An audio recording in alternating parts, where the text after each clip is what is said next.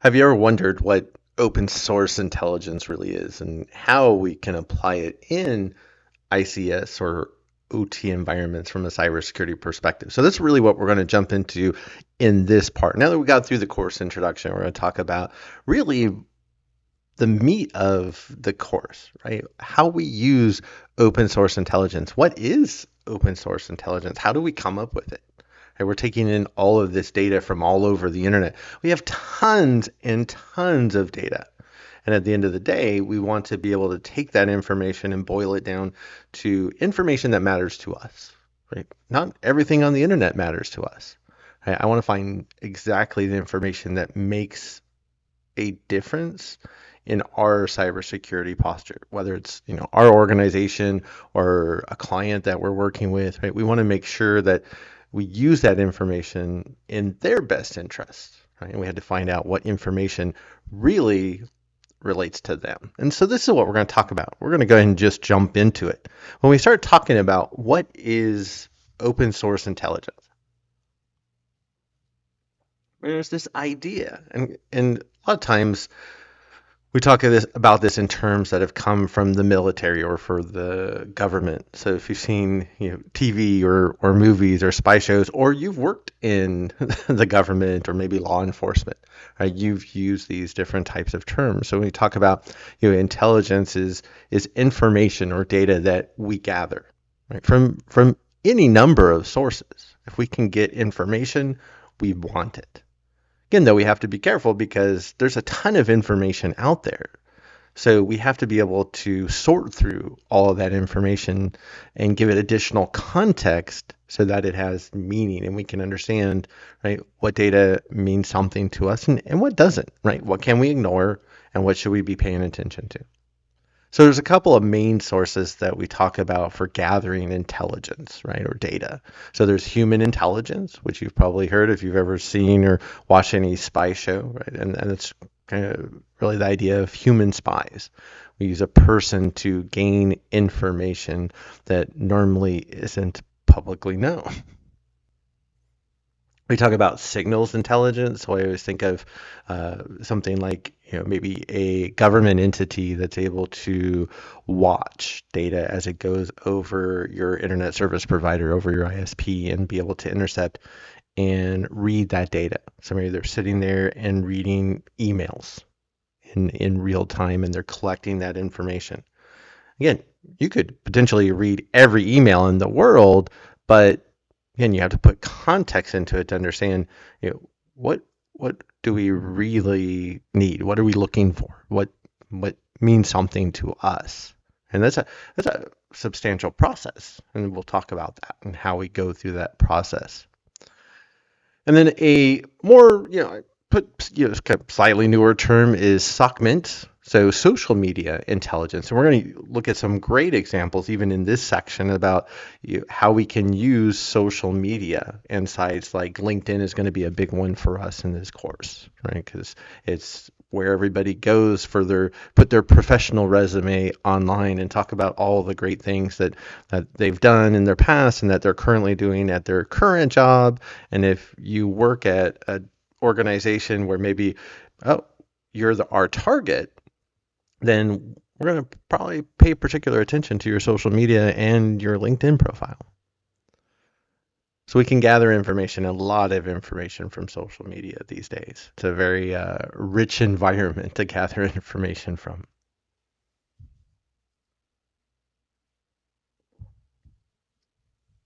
And then when we talk about this idea of open source intelligence, right? So we talk about, intelligence is information we're gathering.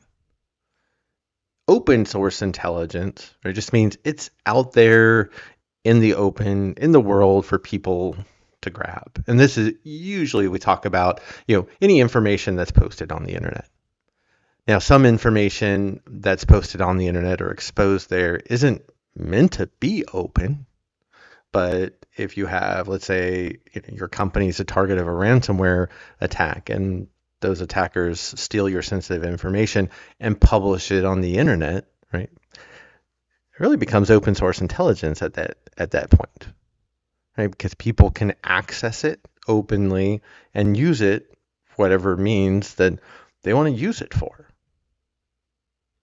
And we'll see the same thing, especially in this course. We'll talk about using publicly available breach data to find out usernames and passwords for particular people that work at, well, they work at our company or a client environment, right? What passwords potentially could be exposed out there, right? Which employees have the most exposure that we need to be concerned with. And then also, I love OSINT, and I've always spent a long time doing, and I don't necessarily think of it in terms of OSINT, but I always think of it in terms of performing reconnaissance as that first phase of doing a penetration test. And that's a big part of why I've done a lot of recon work and OSINT work throughout my career, because I've always focused on, or had a focus on, penetration testing. And so we want to find out as much information, and remember, relevant information about a target environment, which will help our attacks become more successful. Right? So we're doing it, the attackers are going to be doing it. And the point of this course is to find our own exposures, right? What information do we have out there on the internet that actually puts us at risk? Do we have things out there on the internet that an attacker could use against us? We need to be aware of those things. We're going to come back and, of course, talk a lot more about that through all of the different parts of the course. On this slide, you can see how I sketch out a traditional penetration test. And you can say this is an IT penetration test, but this is also the start of an ICS OT penetration test a lot of times. The idea is if we want to break into an environment, right? And this idea is penetration testers, so we have authorization to do that work. Then the first main step that we're going to start with after we get authorization from the client and we determine the rules of engagement, but when we really start, we're going to be doing the reconnaissance, or really, we're going to be doing OSINT.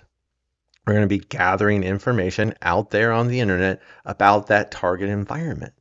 The really cool thing about OSINT for me is that in this case, when we're using the tools and the tactics and techniques to gather this information, we're never sending a packet towards the target environment. So there's no gray area of whether we're potentially either breaking a law or are we violating the rules of engagement. We're just using resources out there like Google or maybe specialized search engines like Shodan to find out information about a target environment. I'm not breaking the law by doing those things.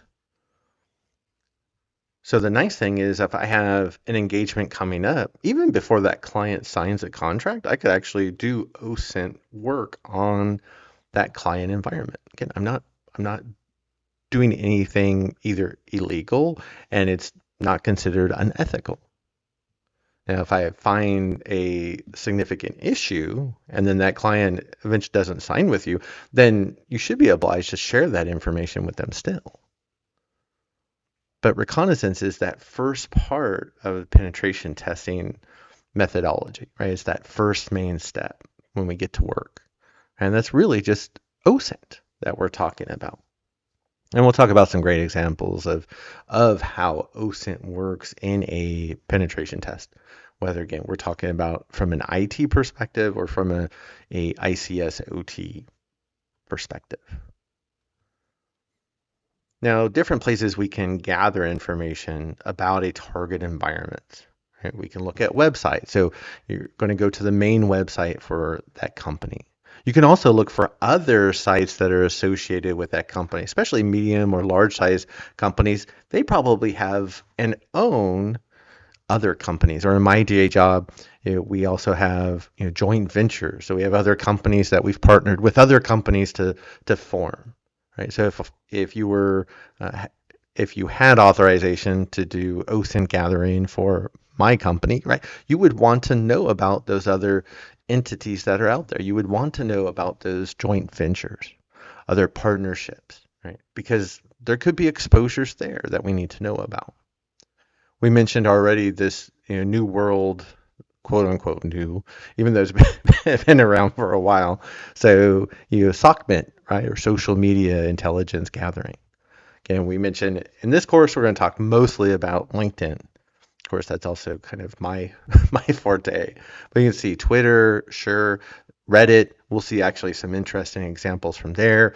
Facebook. I'm not going to pretend that I've only used it once, and it was actually for a OSINT and social engineering exercise for a client once upon a time. And then actually left off YouTube, which is one we're going to talk about because YouTube is the second largest search engine in the world, right behind Google.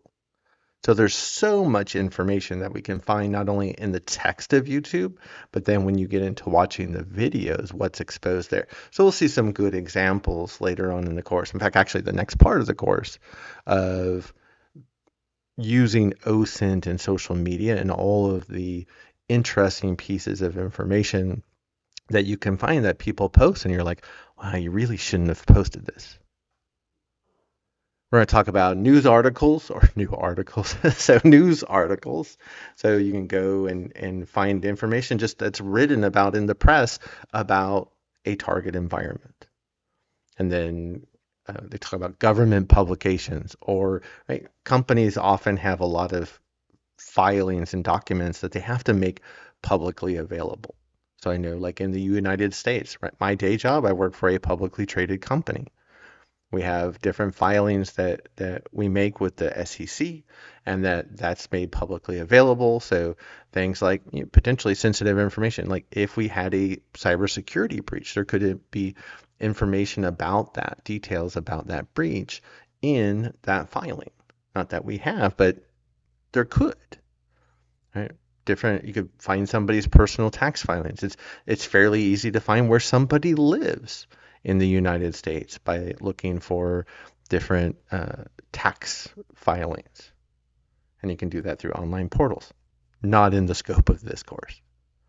But it gives you some ideas of not only where are we going to find information, but as you start thinking, how am I going to use this information? And really it's thinking of how am I going to use this information as an attacker? What would somebody do with this information if they had malicious intent? And so we're always going to start with the main website of that target environment that we're working with. Right? And we'll actually walk through an example or a couple of examples as we go throughout the course. I should mention at this point, there are going to be some examples where we're walking through and then we'll have to stop because we might get to a point where we're on the edge of finding sensitive information that, if exposed, will indicate, or present significant risk to that environment, right? They didn't sign up for that. And the intent of this course is not to put anybody at risk. It's to teach OSINT gathering and how we use it to secure control system environments. So there probably will be, a couple of cases where we get to a certain point and we're just going to stop there, right? We're not going to take it to the next level because we might see some things that we shouldn't be seeing. But we also want to understand how do we get to that point, and then we can protect that organization. So the first real tool we're going to talk about in the course is the OSINT Framework by Justin Nordin. It's actually a website that he created that you can go to, and it's really a interactive mind map, and I'll have it opened up over here so you can see, right, that as I want to do OSINT against a particular resource, one of the things I might want to do, and we're going to talk about in this class, is gathering email addresses for people that work at that company. So I can click on email addresses, and then it gives us an idea of, well, where can we get those email addresses from? And then you can see he's got it broken down into things like, well, email search. And you can say, well, here's all of these tools that you can use. Now, some of these work a lot better than others. We also talked about in the introduction, remember, tools lose their effectiveness over time, especially in the OSINT world, because the platforms that these tools use to gather that information, they typically become more restrictive over time. Remember, you can't just sit there and run automated searches against Google all day long. It no longer works like that. That's why, again, Recon NG, which was the 800-pound gorilla of OSINT and recon work, a few years ago, it's lost a lot of that functionality that you want it for. But there's a few on here that we're going to talk about as we go throughout the class. We're going to actually be talking about Hunter or Hunter IO. So we'll talk about that a little bit.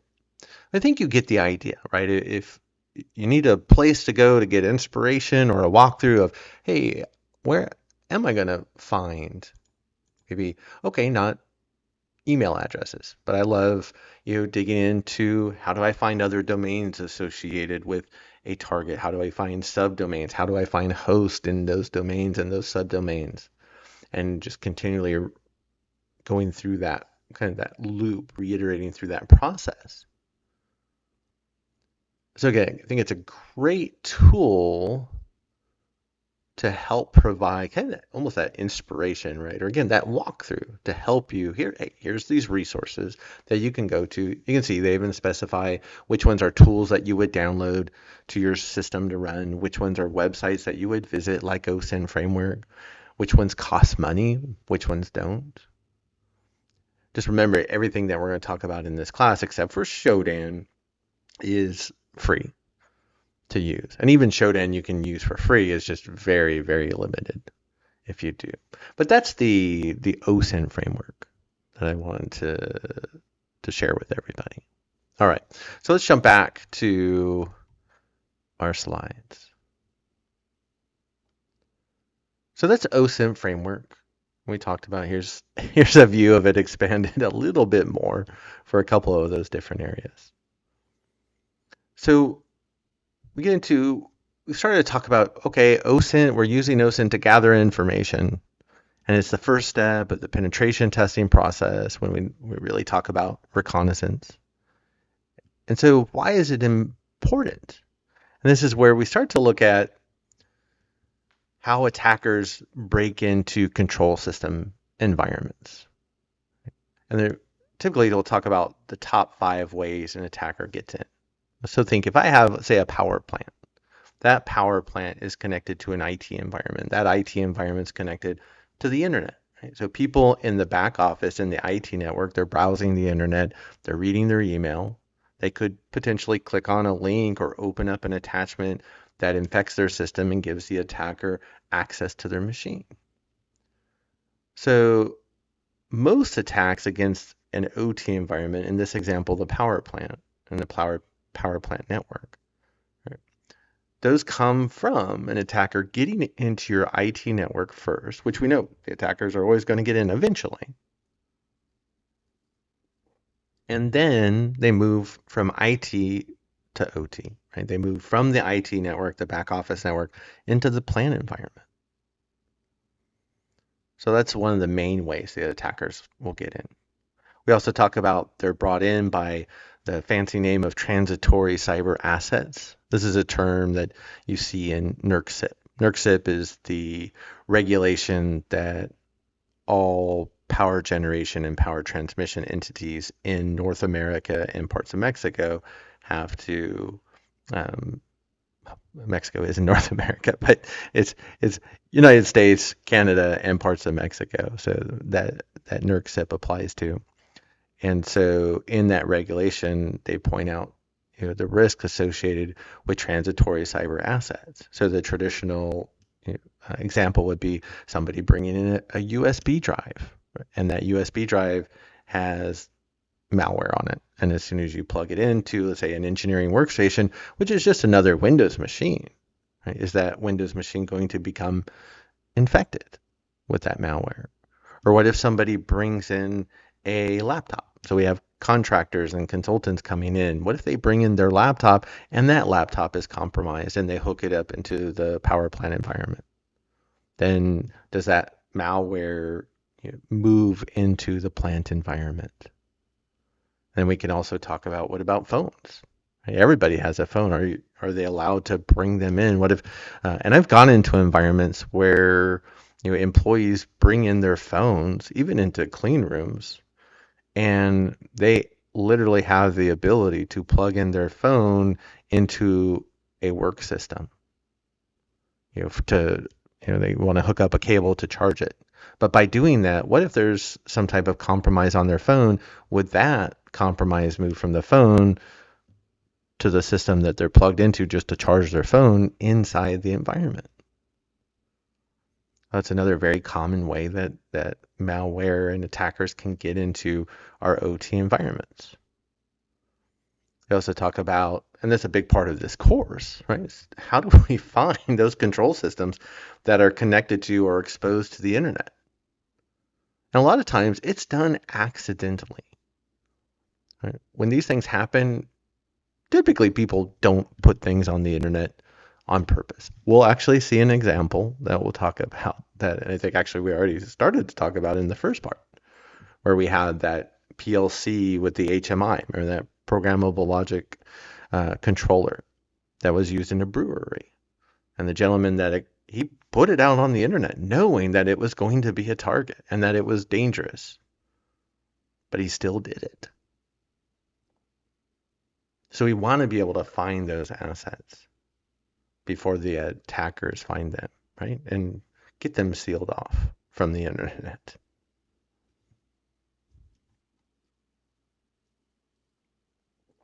We also talk about attackers finding your existing remote access capabilities, right? What VPN appliances do you have exposed to the internet?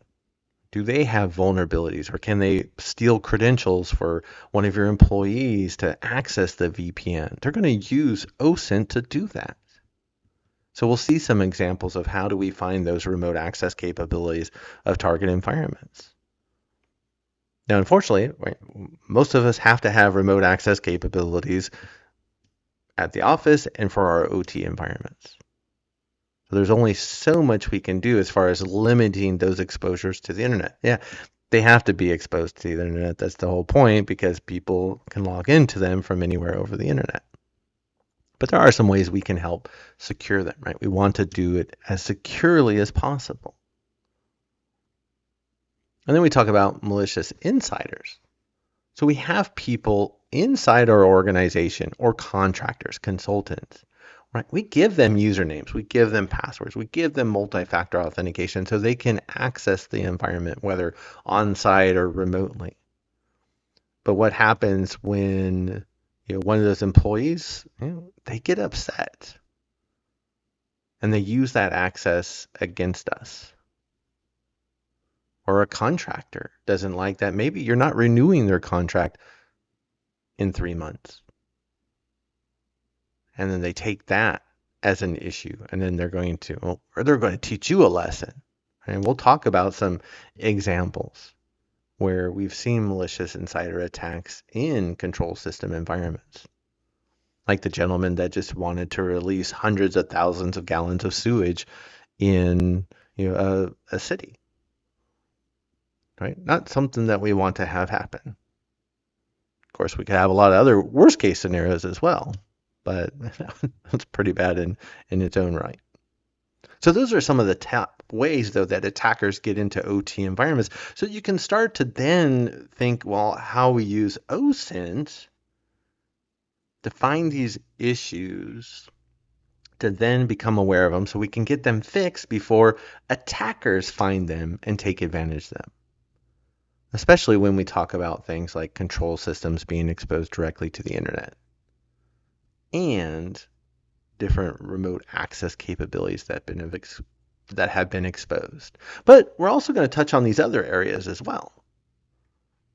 Here's an example of a control system that was exposed to the internet. And later on, we'll go through the process of how we find these.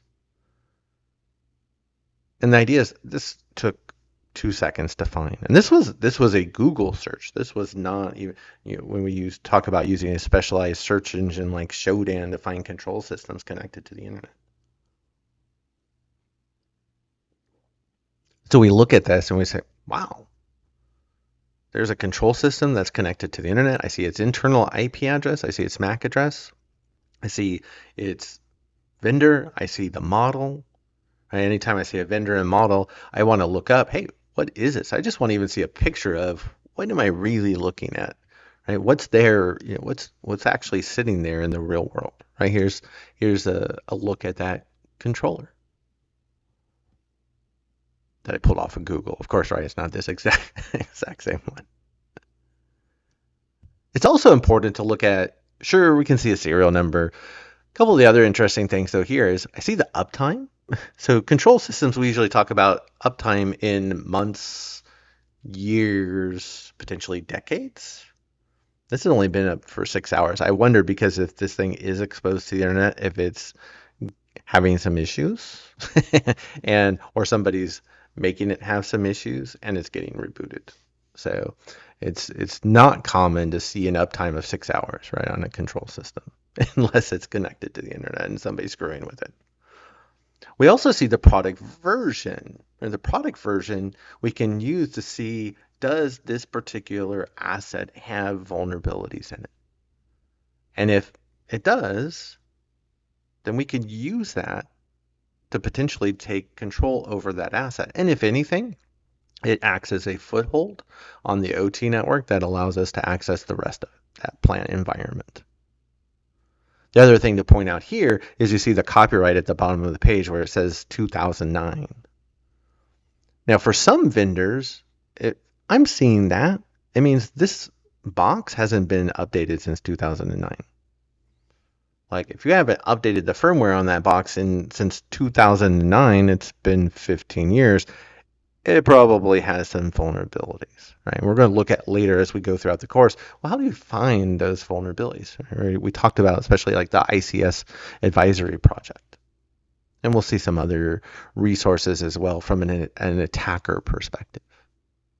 Right? But those are just some of the things to think about when we're looking at a page like this, right? Where we have sensitive information exposed, like the vendor, the model, the internal IP address. And I think the IP address, and the internal IP address being exposed, is a great example to also focus in on, because is the internal IP address, is that going to give the hacker or the attacker critical information that they're going to use to take control over your entire network? No, it doesn't. Does it really make their life easier? No, they get on the network, they're going to see what the IP address is, they'll figure it out. It's not a big idea, or it's not a big deal. But just that you have an internal IP address exposed to the internet, it says something about your lack of security and attention to detail to what you have exposed on the internet. You're not doing OSINT for your own cybersecurity program. So we'll see some great examples as we go throughout the course, and some that we saw when we just did the live version of this class. So there were some really good examples that came up that I want to share with everybody. So we're going to take a step back and talk about, I mentioned earlier that we can use OSINT to gather information about a particular environment.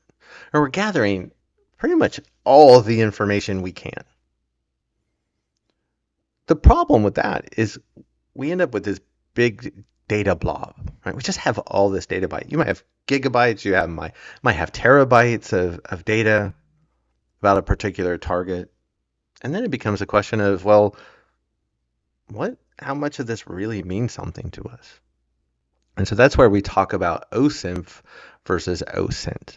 Right? Gathering the information, right, that's just the first step of the process. Then once we have that data, or as we're collecting it, right, then we're going through the analysis to determine what really means something to us, to our organization, or to our client. Right? How do we give it context to make it meaningful? Right? If you've ever done an investigation for a cybersecurity incident, if you just get an alert that says, right, that let's say Mike logged in to Mike's laptop at the office, you don't know by default, is that data good or bad? You have to add additional context. Because, if it was Mike that logged in, great, no problem. But what if it was an attacker that had stolen Mike's credentials? Then that's really, really bad.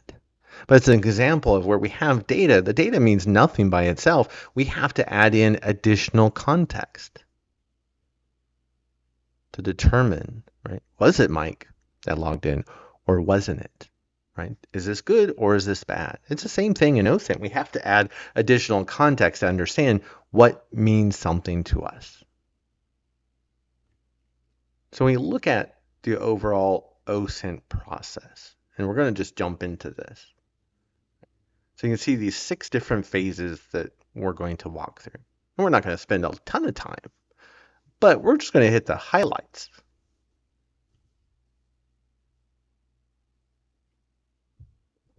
So there's planning, like any activity that we do. There should be some level of planning involved. So we talk about, what objectives are we going to try to meet, whether this is for a client or it's particularly important if we're working with a client, or what about for maybe our own company. And here's some great examples, right? Are we supposed to look for assets that are exposed to the internet? Are we looking for just ICS, OT assets? Are we looking for IT assets? Are we looking for both? Are we supposed to look to see, are there vulnerabilities on each of those? Right? Are we looking to see, can we map network infrastructure from out on the internet with information we gather there?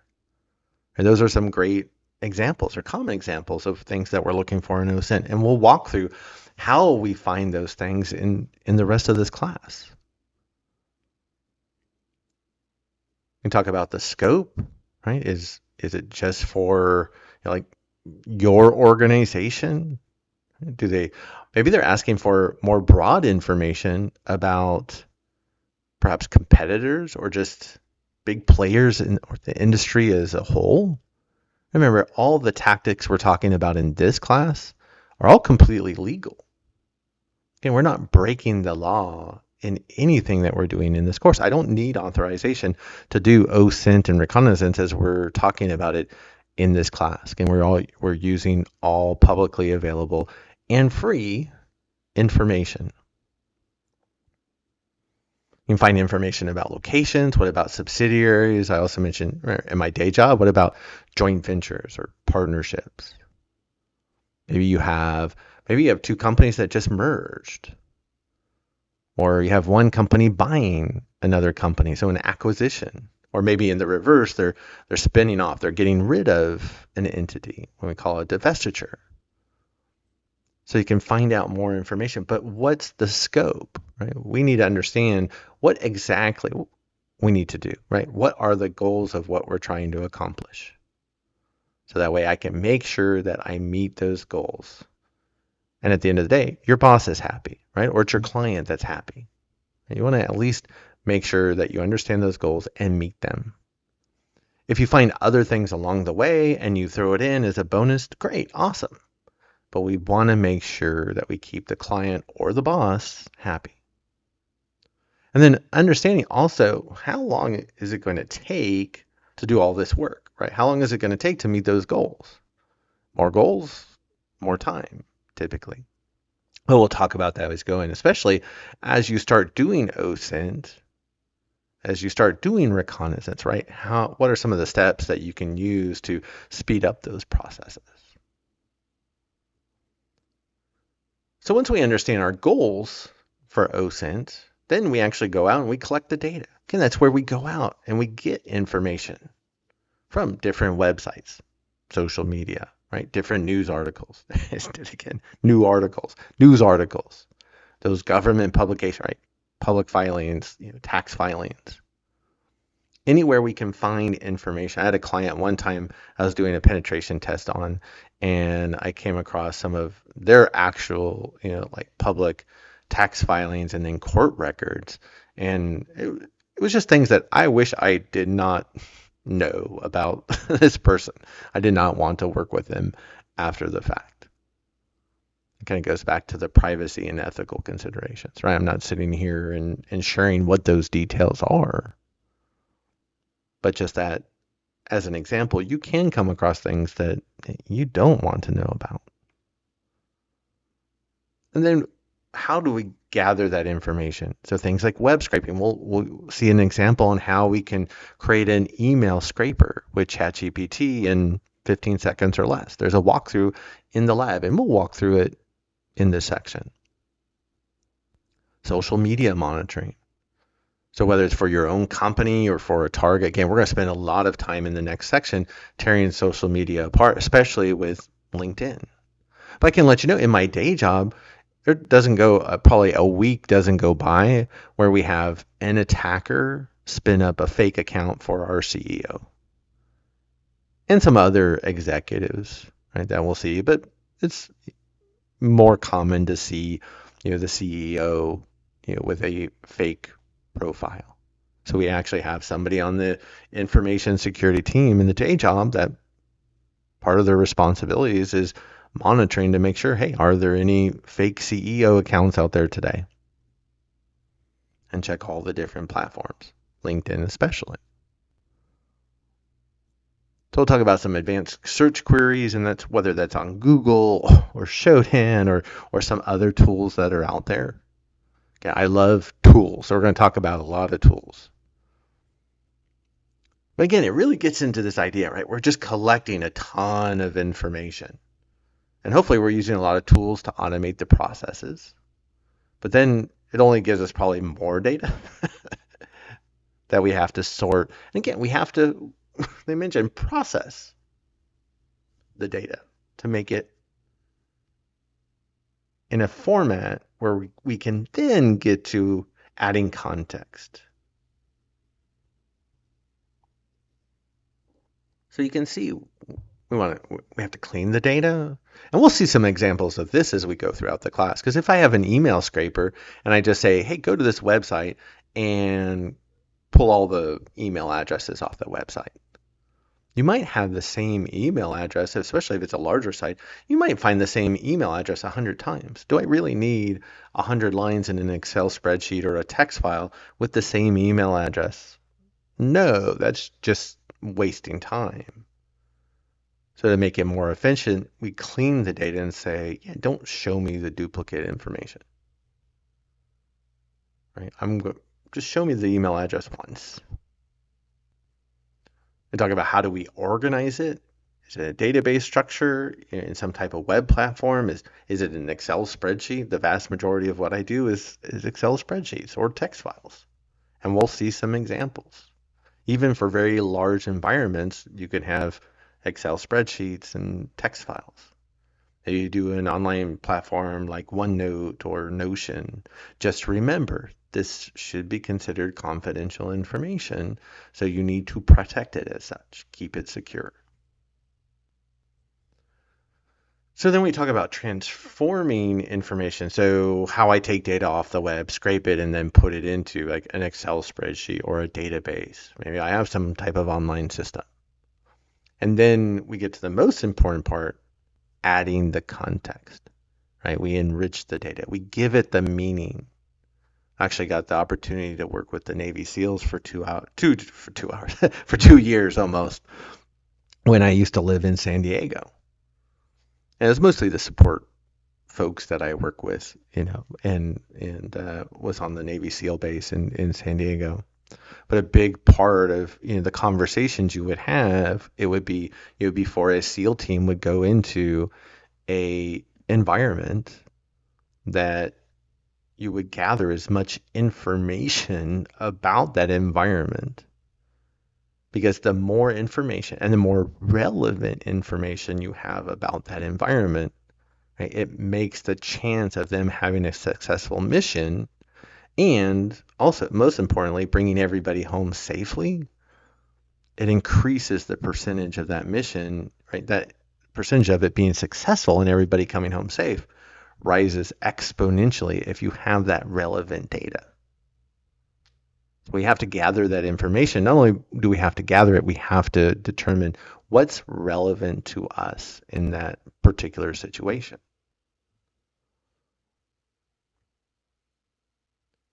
So then we get into, okay, we've gathered all this information, we've added the context. So then we're going to go through the analysis. So we've started to actually find relevant information at this point. Well, then we start digging in a little bit deeper, and this is where we get into the kind of the process and to understanding what do we really have and what are we going to do with it? How are we going to use it to protect our environment or that of our client? And so here's some examples, right? As we go through, right? We're going to be mapping host names to IP addresses or IP addresses to host names. Right? We're going to be doing that. We can find employee names and LinkedIn profiles, and we can use that to create email addresses if we know the email format of that company. Right? We're going to go through that process in a later section. We talk about patterns and trends analysis. Now, this is more from the defensive perspective, right? But looking at, do we have, is the number of OT assets we have exposed on the internet, is that increasing or decreasing over time? Hopefully it's decreasing. Hopefully it goes to 0 and it stays at 0. I have seen some environments where it has increased over time, sadly. That's not normally the case, though. Most environments these days have a basic understanding that they shouldn't expose OT assets or IT assets directly to the internet. So we'll see some great examples as we go throughout. You talk about determining this correlation and causation. And here's an example where I've seen this before. I'm like, it makes sense, right? Is what percentage of our assets have outdated firmware? You got to also look to see, well, how outdated is that firmware? Is it 6 months, 6 years, 20 years? Right? There's a big difference a lot of times, especially in the OT world. And how does that relate to the number of cybersecurity incidents that we have? If you're even getting to where you have to track these, you're either in a very large environment or you have an environment that's continually having issues. And there's something seriously wrong with your cybersecurity program in your OT network. You can use it. They talk about hypothesis testing, and I like this at a high level, right? And I always like the idea of awareness training, or I'm still a much bigger fan of education, because awareness is typically, 20 seconds, you tell somebody something and they forget it 20 seconds later. I want to give people education, so at least they remember the highlights, and that'll allow them to make the right decisions down the road. But in this case, you can see if we do more awareness training, will we see a less number of ICS OT assets being exposed to the internet? So if we're doing training for the folks that have control over our firewalls, of the internet facing firewalls, can we help them understand, let's not do things to expose OT assets to the internet? Really is what it comes down to. And then you can also talk about creating intelligence, right? So threat intel. So what if I look for, in this case, right, I'm setting up a external scanner on the internet, and it's scanning all of our internet facing ranges to then understand if a service or an asset gets exposed to the internet. That's what we do in our day job. And it's sitting there, right? We have scanners out on the internet continually scanning our public IP addresses. Could you look up and use Shodan to do something like this? Yes, Shodan, right, is what it's designed to do. It shows you what you have exposed to the internet. The problem with it is that it essentially, think of it for now as it only updates those records every 12, 13, 14 days. So let's say Shodan just updated its records.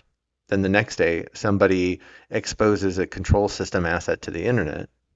The next time you're going to see that exposure in Shodan, it's 2 weeks down the road. And that 2 weeks, right, multiple attackers have already found it. They've probed it. They've probably tried to gain access, and they probably have gained access to it.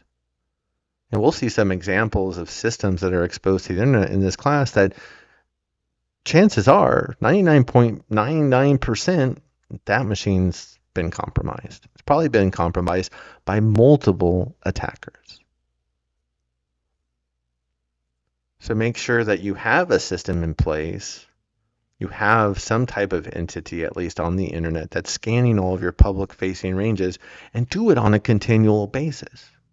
So you don't have to wait 2 weeks to find out you have an exposure. I want to know right away. I want to know at least within, let's say, 30 minutes is probably, or a couple of hours. Floor has an entire Class B and a whole bunch of Class C ranges spread out all over the world. So it's a couple hours to scan everything. But we've had an issue. It happens like once every 3 or 4 years. Someone on the firewall team, they just type in the wrong IP address, or they were provided the wrong IP address or port. They type in the wrong information, they make a mistake, and all of a sudden you have an asset that's exposed to the internet, which makes a nice, juicy target for an attacker.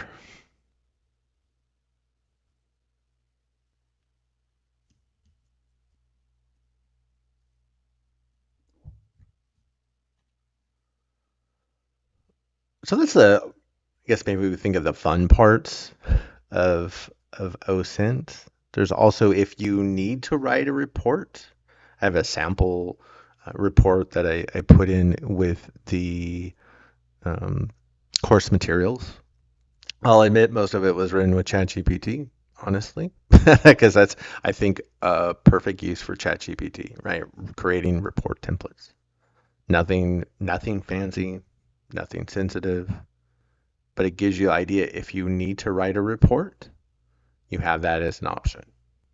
Right? Typically, if I find an issue, I put a little snippet into an email, probably a screenshot of, hey, this is what I found, and send it off to somebody to fix the issue, right? If it's really critical or important, I'll ping them or I'll call them. Right? And we'll talk about there's been 1 or 2 issues where we found sensitive and confidential information exposed on the internet that we actually provided to another party and they exposed it. So it's another reason why you should be doing your own OSINT. Maybe it's not your company that's exposing your own information, but another party. So we'll talk about those.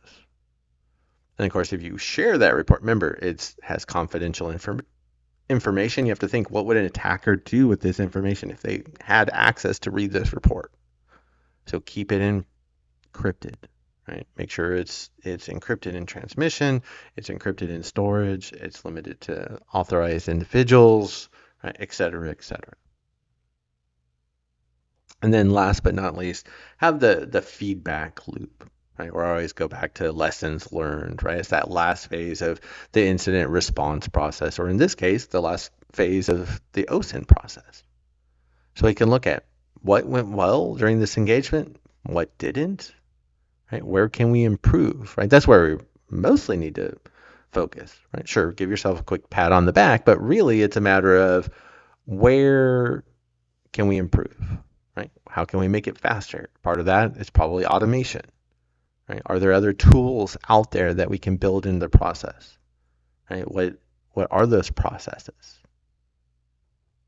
So we should be talking with other folks out there and understanding what they're doing for OSINT and how can we improve, because there's a lot of people out there in the world doing this type of work and we can learn from those others. And that's why places like LinkedIn are great places to be able to understand and learn from those other people that are doing this work on a day-to-day basis.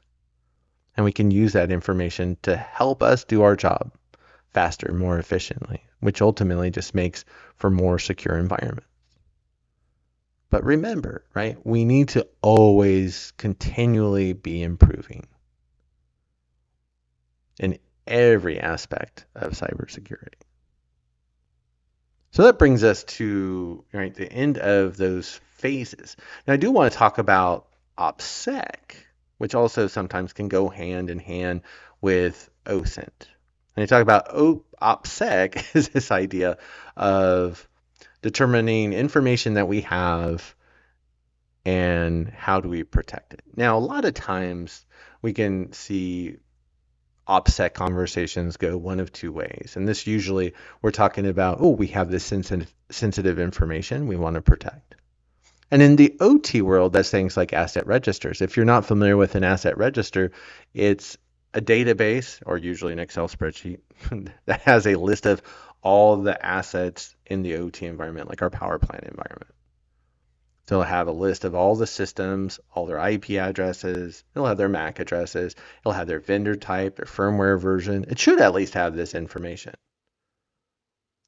And if an attacker got that information, then it's basically a treasure map on how they would attack or take over the environment, because they can use it to see, hey, are there any vulnerabilities in this Siemens PLC running this particular firmware?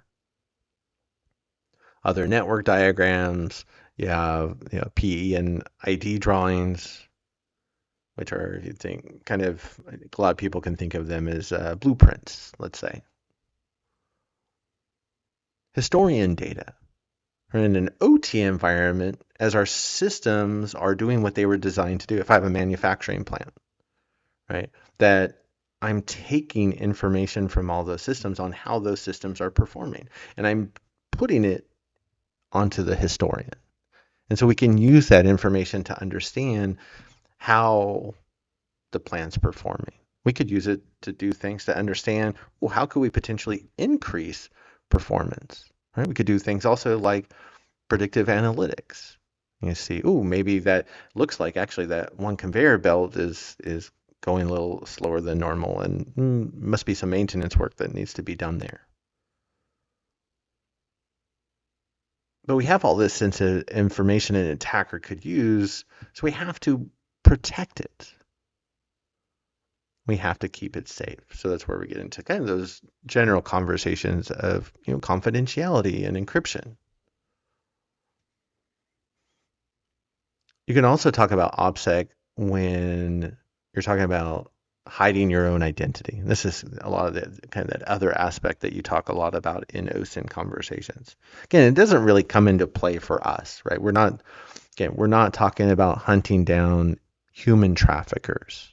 And the people that do amazing work, bar none.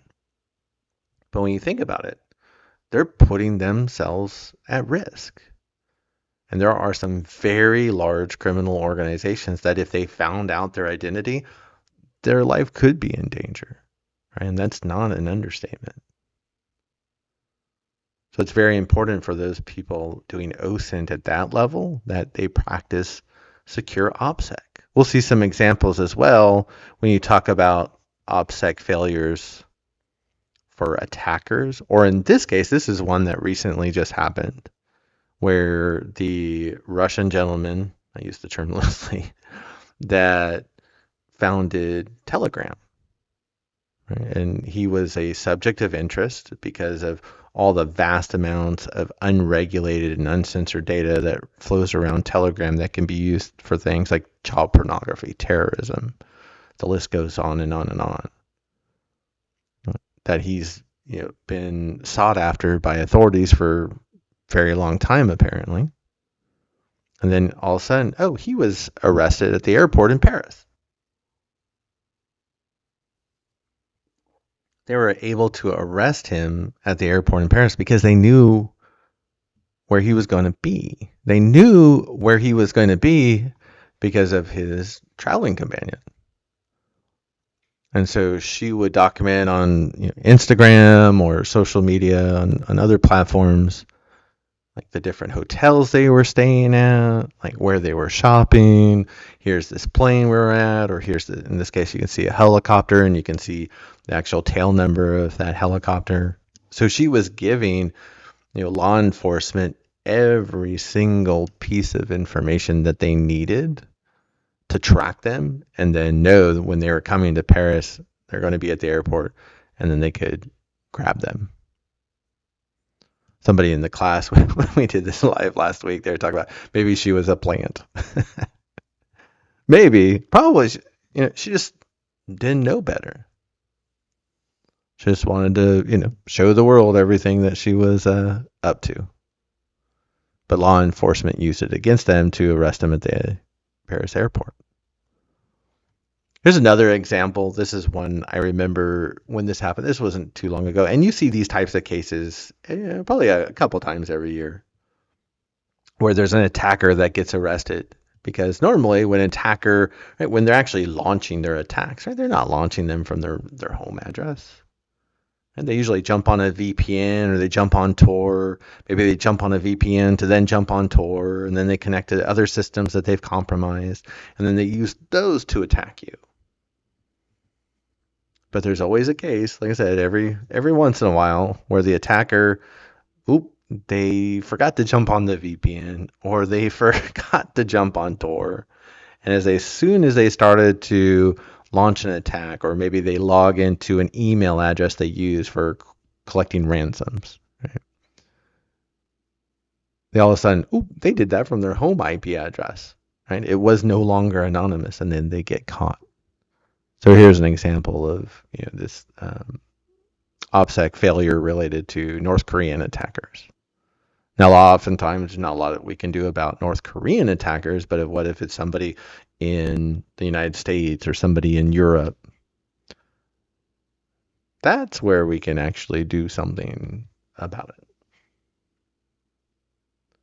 So that's OPSEC failures. I actually added one, and here's an example. We're going to come back and talk about some other examples, but I just saw this on LinkedIn. I actually saw two great examples. The one I can't show you because it's so bad. But here's an example of, and this comes from the PLC subreddit, where somebody, and you see this often, but they'll post and say, hey, I'm having issues with this system. What's wrong with this picture, right? And here they actually give you, hey, here's an engineering workstation trying to talk with some Siemens controller. Here's the internal IP address of one. Here's the internal IP address of the other. So 192.168.0.2, 192.168.0.3. I say in this case, the example is not horrible, right? Again, if you see somebody's internal IP address, it really doesn't. It's not going to give you anything, but it just goes to show. Remember, there's a weakness in their security program, right? We shouldn't be doing this. So there's an exposure there. The other example I found was actually on LinkedIn, and this was literally, I think, just 2 days ago, where I saw there's a gentleman, say he's in the Middle East. He was very proud of the work he was doing. He was installing one of the common network security monitoring tools for one of the larger control system environments in the Middle East, and was really proud of it, and showed a picture of himself sitting at his workstation. And then he started showing pictures of the dashboard, and some of the dashboards just had really generic information, like a number of assets that we found, which you still don't want exposed to the internet necessarily, but again, it's not necessarily going to give the attacker access or control. So okay, not totally horrified at this point. And then I got to the last picture, and it was the entire network map for that entity, where you could also see IP addresses. You could see what type of assets there were. It was a very large environment. Not as large as I've seen before, but definitely larger than most. And basically, it was another one of those where it was a treasure map that if an attacker saw that, then they could use that, again, to, going back to the SEALs, have that relevant information to increase the chance of your mission, of your attack being successful. That was obviously not something that should be exposed to the internet. And if his client had known that it was exposed, they would not be very happy. We'll actually talk about some other examples along those lines. So again, we have to be careful of what we put out there in the world, and we don't post sensitive information on social media, right? You don't want to get arrested at the Paris airport, let alone you don't want your client firing you for exposing sensitive information on the internet.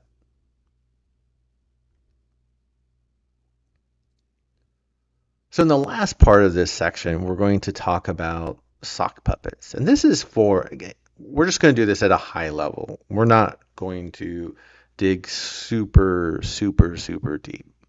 Because again, sock puppets are for hiding your true identity on the internet. Again, that's more for when you talk about folks doing serious OSINT against human traffickers, right? Child pornographers, and the list goes on, right? The really bad, the cartels, right? Really, really bad people that if they knew who you were, right, your life could be in danger. That makes complete sense that you would need to take those steps to remain safe on the internet and anonymous. And so this goes back to like a lot of Michael Bazzell, information about how do you stay anonymous on the internet. Again, not talking, true OPSEC here. We're just going to talk about two steps. One, creating a sock puppet, and this idea that we can create a fake persona. A lot typically also you see typically tend to be more women because women typically are more trusted on the surface. Somebody in class talked about, put misogyny to work. And it's true. I think a lot of people don't think that women are capable of doing bad things. And it's a very generalized statement. Right? But at the same time, I think that's a perception that a lot of people use. And attackers use that against you. So we're going to go through and we're going to create a sock puppet account. We're going to use ChatGPT to create that persona. So it's going to be completely not only randomized, but it's also going to be detailed. And chances are it's actually going to create a profile of a woman for us. I've never actually had it generate a profile of a man, so I would be really, really, really surprised. Not that I've done it too many times, but let's say I've done this maybe 10 times.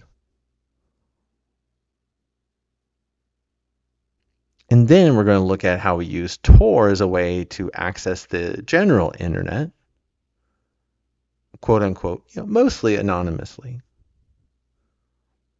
So there are ways for government entities to still hunt you down over the darknet or Tor if they needed to.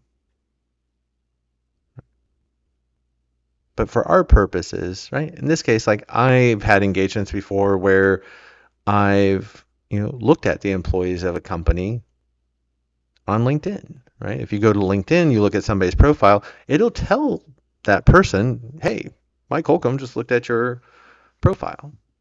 I don't want them seeing that, right? Mike Holcomb, pen tester for blah, blah, blah company looked at my profile, especially if part of the engagement was to remain, to be sneaky as possible and not let them have any indication that you're performing an attack.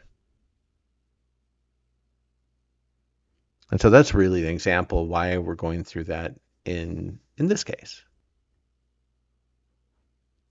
So I mentioned you can use Tor as a way to access the internet anonymously, and we're not going to cover in this course. Again, it's not that pertinent to us, so we're not going to actually do the demo. But you can download.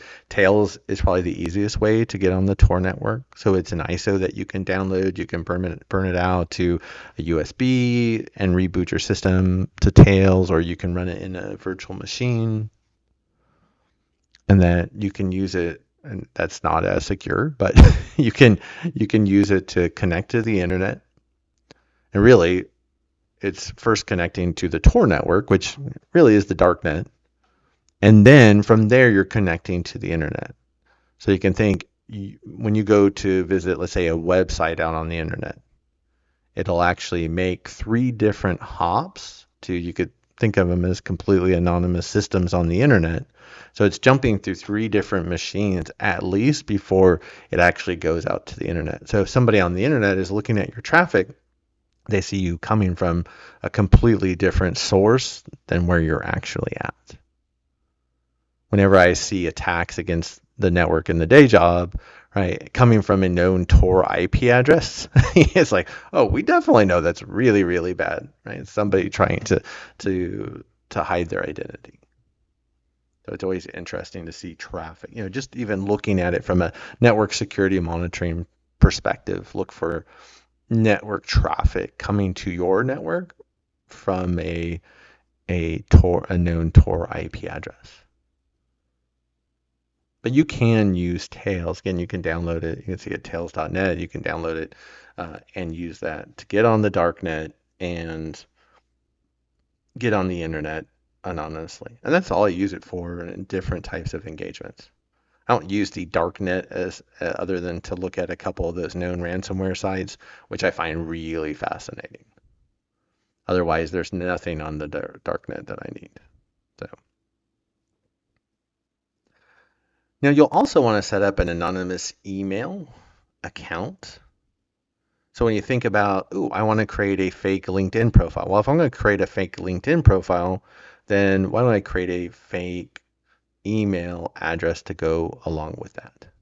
Right? So there's lots of providers out there. These are just the ones I've always used over 10 plus years. I'm sure there are lots of others out there. So Proton is out there. I think that's probably the one that most people are exposed to. I think Tuda Noda, or now I think it's just Tuda or Tuna Mail. That's another one. And these are ones, it's like using Office 365 or Outlook or Gmail, right? It's just always there. You log in, your email from all of history is there. And that people like to use these because they always say that like they won't turn over your true IP information over to the police, right? They won't let law enforcement, read your emails, which is mostly true. Though it was interesting because I think it was Proton Mail, maybe two that was actually just getting sued because they're actually based in Sweden. So if they got a law enforcement request from outside of Sweden, they just tell them to go away. But in this case, they had gotten a request from Swedish law enforcement, and they were like, "Oh, okay, we're compelled to comply. Here's the information you need." So they would share that information. So some people are like, "Oh no, it's not as anonymous as possible. Maybe we shouldn't be doing those bad things using anonymous email providers." The other trick that some people use is like if I'm a United States citizen, I would open up an email account if I wanted to remain like truly invisible from law enforcement, right? Open up an email account in Russia or China, right? Imagine, right? If law enforcement went to Russia or China and asked for that information, they wouldn't give it to them. But I think we digress and we're getting away from, staying anonymous as OSINT providers. Temporary providers like Gorilla Mail, right? That's one like I used to use. Like if you want to sign up for that one website for like 1 minute to access one thing, but I don't want them to have my real email address. It's like, oh, okay, I just create a temporary email address that's, gone in 5 minutes. I just use it temporarily to be able to log into the one site to get that, I don't know, 25% discount coupon to buy that one thing.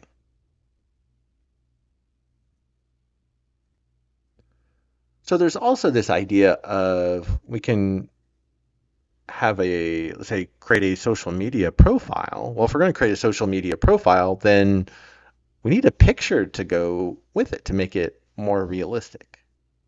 So there's a site they mentioned like this person does not exist, and then Midjourney, which is my favorite. And we're going to come back to Midjourney in a second. We can open up this person does not exist,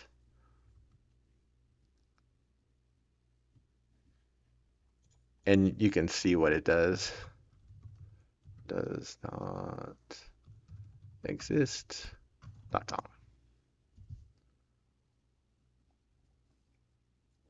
I think it's basically just AI generated pictures, right? And that if you just refresh it, you get a new picture each time. So if you're creating a, random persona, then it's a way to do that. I haven't seen any guys yet either. So far it's all women.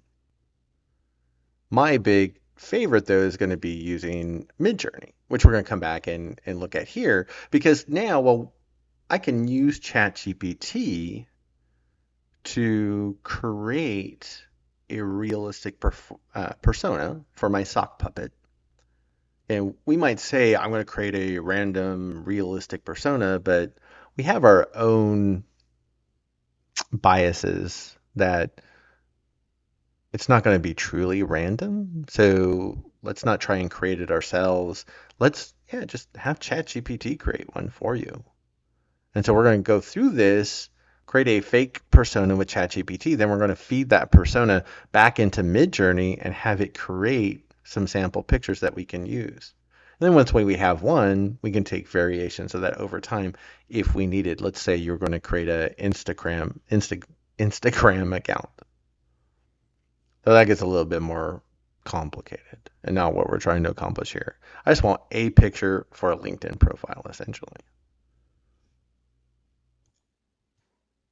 Okay, so in this next part, what we're going to do is I went ahead and pulled up the lab manual for the class. So you can see in the lab manual, we do a walkthrough for all the steps that we're going through in the class. So in this case, you can see in lab 2.1, here's the text. I'm just going to copy it and say, we're going to feed this to ChatGPT and just say, hey, create a realistic persona. Right, so let me jump over to my browser. We're not going to go to Midjourney yet, but that's next. So I'm just going to go to ChatGPT. And you see, you don't even have to log in, right? You can use it for free. It'll eventually time out, but you can do a lot for free with it. And I'm just going to post in or paste in that prompt. Right? I'm performing an OSINT engagement. I need to create a sock puppet account. I'm going to create a realistic persona with all the relevant details to flesh out the persona and make it realistic and undetectable as a sock puppet account. And then hit enter. Now ChatGPT already has this all done, but it's going to take a little bit of time, right? And to display it so you think it's a little bit more human-like. And then you can see, right? It talks about, here's the sock puppet's name, Emily Carter. I will say, again, it's a woman. I would say 50% of the time her first name is Emily, so it's maybe not so random. And then you can see she's 29. She's from Austin, Texas. She's a freelance graphic designer, right? Here's where she got her bachelor's. Right? Her interests are graphic design, photography, travel, cooking, indie music, and local arts events. Right? They even give, oh, here's an example of what her Facebook account name would be, right? Her Instagram name, Twitter, LinkedIn, right? You get the idea. It gives us background, more information, where she's from, what does she do, her family, right? Her parents are Susan and David, right? They're both retired. She has a younger brother and he works as a software developer, right? She has a cat named Luna. So you can see it goes on. And then it even gives us, here's some examples of what she might post on LinkedIn. Here's some examples of, a little bit more background information about her and how she might act, especially when she's posting on social media. So they give you a lot of information from that perspective, more than we would ever need, right? But it's really interesting that they provided all of that. So what we can do is we can just take this first bio paragraph, and I would jump over into Midjourney. There you can see some of the last pictures I was doing. Actually, I created these pictures for the lab manual for this class. So, but I can just go ahead and put that into, copy that bio section from ChatGPT, put it in Midjourney, and then we let it run. And I think in this case, we didn't have any quotes to throw it off. And so we should get like 4 different pictures that look like they really could be Emily Carter. And again, for our purposes, I just need a profile picture for a fake profile on LinkedIn. And you could do it for others, like for Reddit and YouTube and Insta and so on and so forth. Sure, of course. But, and here's, you can start to see it coming together and then eventually, okay, it's done. And here's 4 different pictures you can choose from. These actually look pretty similar-ish. Almost could be the same person. Almost. Usually they're a lot more different. But you see, I could use any of these to create a profile pic for LinkedIn. Maybe I like this one because she has tattoos. Probably don't look like very realistic tattoos though, so maybe that's not a good idea. So let's go with somebody. I like color photos, so we'll go with color photos, even though her eyes look like they're generated by AI, but we'll roll with it.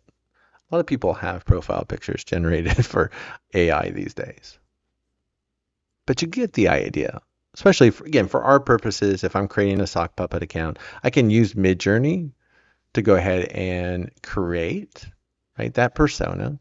Lots of details, more than we probably would use.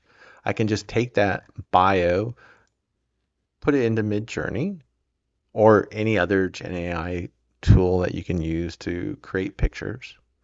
And then you can take one of those and use it to create that fake profile or that sock puppet account in LinkedIn.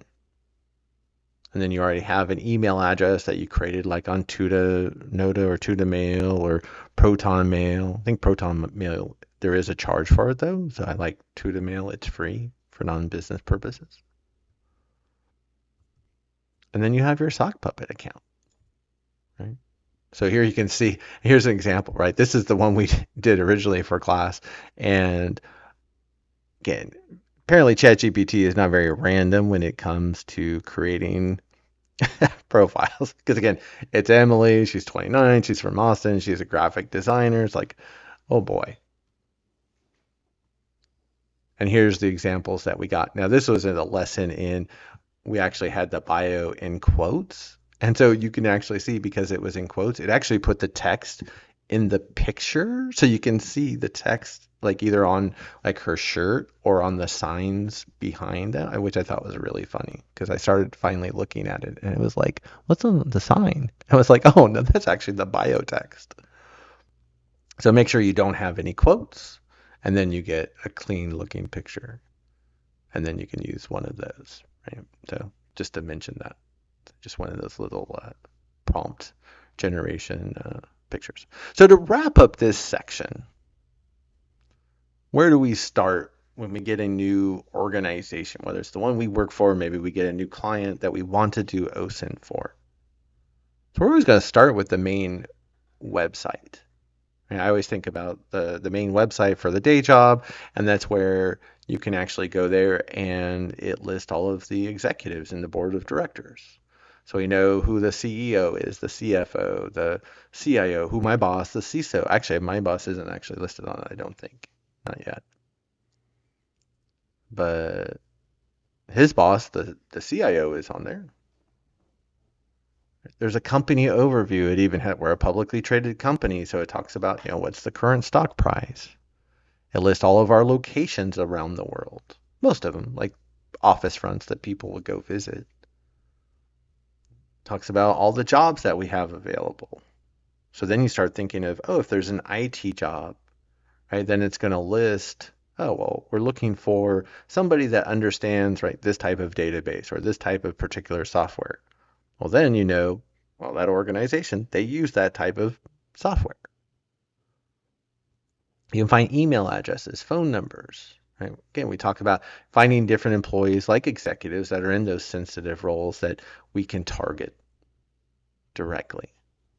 You can find maybe links to other websites from that main website. So it could show some type of relationship with that target company and others out there, and you could exploit that relationship potentially.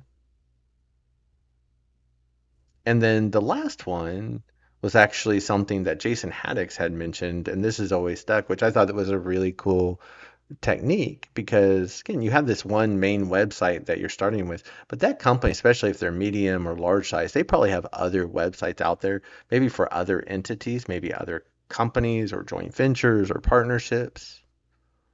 And so you take the copyright statement from that site and just Google for it. And if they've created any other websites for any other entities and they use that same copyright statement, which they do from time to time, you'll actually find those other sites. And we'll actually use that later on as one of our searches. But yeah, we start with that main website, kind of that starting off point, and everything flows from there.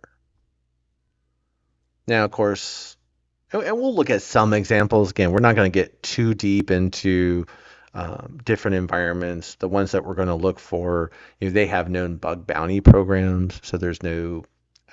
Again, I'm just trying to keep everything above board, and I don't want to upset anybody um, by showing their website or potentially vulnerabilities associated with their environment.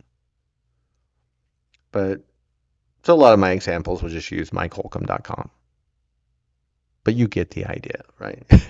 You can switch it out for whatever website for your target organization. Well, you can use Mike Holcomb, right? I can go there and find out information about Mike Holcomb and those services, or right here's a list of here's my YouTube site, right? Here's the different resources I have. Here's how to subscribe to my newsletter. So nothing super sensitive, but I've built a few things in there just for testing for course purposes. So there are a few things in there to play with. Right? So one of those things that we can play with is, as we talked a little bit earlier in this section, was how we can find email addresses on main sites.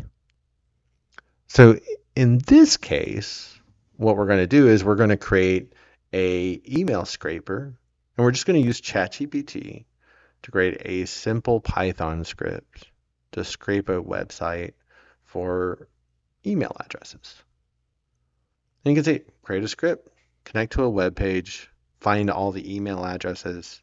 I did put in there, make sure that they end in a common domain like .com or .edu, because there are some pieces of information on websites you'll find that they end in a dot something, and it thinks it's an email address, but it's not. So the way to clean that up, just say, hey, make it a real top-level domain.